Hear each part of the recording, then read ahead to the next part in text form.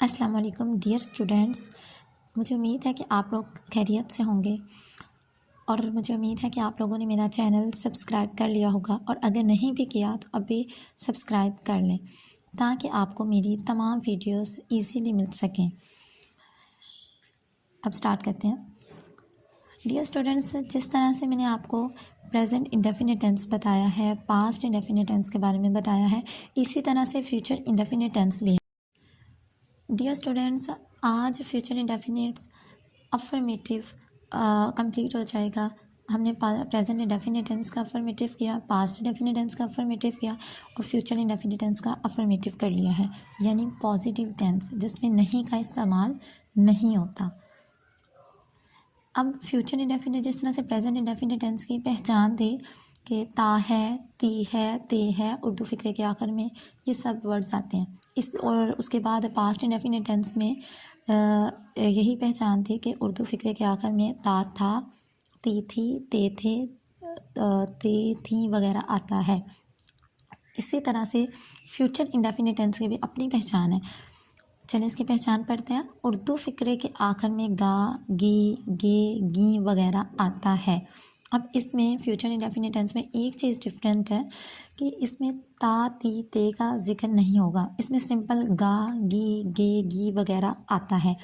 For example, वो school जाएगा, वो खाना खाएगी, वो खाना पकाएगी, वो खेलेंगे।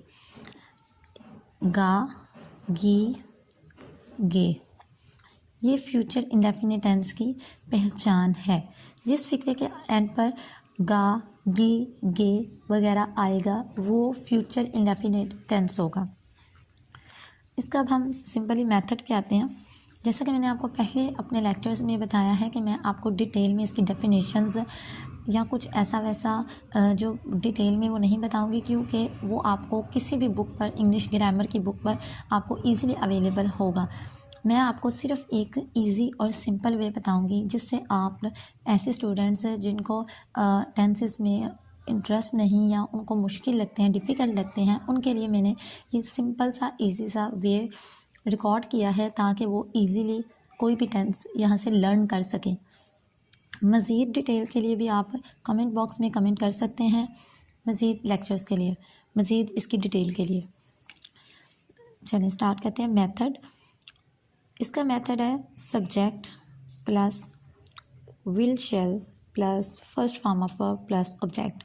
यानी सबसे पहले सब्जेक्ट आएगा, फिर विल शैल लगेगा, वर्ब की फर्स्ट फॉर्म प्लस ऑब्जेक्ट। आपने प्रेजेंट इंडेफिनिट टेंस में देखा था कि उसमें कोई हेल्पिंग वर्ब नहीं था, just first form of verb के साथ एस या ई एस का इजाफा था। लेटर ऑन उसके बाद पास्ट इंडेफिनिट टेंस में आपने देखा था उसमें भी कोई हेल्पिंग वर्ब यूज़ नहीं था, बल्कि फर्स्ट फॉर्म ऑफ वर्ब की बजाय सेकंड फॉर्म ऑफ वर्ब थी। नाउ फ्यूचर इंडेफिनिट टेंस में हेल्पिंग वर्ब यूज़ होगा विल एंड शैल।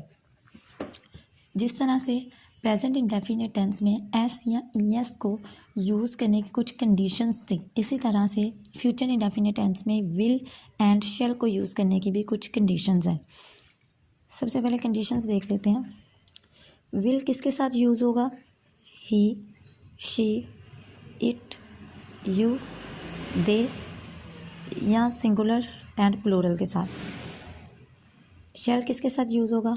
आई और वी के साथ। इसके आप इस तरह से भी याद रख सकते हैं कि शैल आई और वी के साथ यूज़ होगा और विल बाकी सबके साथ यूज़ होगा। जैसा कि वो स्कूल जाएगा, वो स्कूल जाएगा। सबसे पहले सब्जेक्ट, हम फ़िक्रे में इसका इजी वे यही है कि हम फ़िक्रे में सब्जेक्ट ढूंढेंगे। इसका इजी वे यह है कि हम सबसे पहले फ़िक्रे में सब्जेक्ट ढूंढेंगे। यहाँ मेथड में फार्मूला में सब्जेक्ट है तो हम इधर सब्जेक्ट ढूंढेंगे। इसमें सब्जेक्ट क्या होगा? वो, यानी जो काम फ़िक्रे में कर रहा होता है वो कर रहा है। अब वो इंसान हो सकता है, कोई जानवर हो सकता है, कोई भी ऐसी चीज़ ऐसी सब्जेक्ट, ठीक है, जो काम कर रहा होता है। वो स्कूल जाएगा, ठीक है, सब्जेक्ट हमारा वो, उसकी इंग्लिश में करेंगे ही। नेक्स्ट विल शेल लगाएंगे। जैसा कि मैंने आपको नीचे बताया है कि आई हुई के साथ शेल लगेगा, अदरवाइज़ बाकी सब के साथ विल लगेगा। तो ही है तो इसके साथ विल लगेगा। He will first form of verb, तो जाएगा गो। गो टू, ऑब्जेक्ट हमारा इधर क्या है, school. School, he will go to school.